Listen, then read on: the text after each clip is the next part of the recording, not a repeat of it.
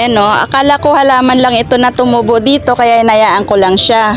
Yung pala may pumunta rito sabi is spinach nga daw to yung ginugulay. Kaya nantay ko siya na magbulaklak. Yung pala hindi pala siya yung parang sunflower na yung mini sunflower na maliliit.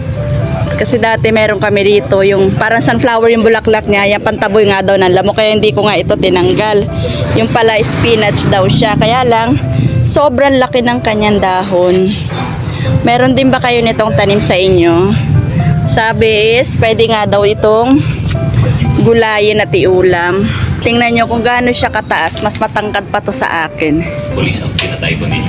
Ang taas ng spinach namin. Familiar ba kayo sa puno na to? Sabi nga nila is, spinach nga daw ito. I'm not really sure. Oo, ang akala ko talaga is yung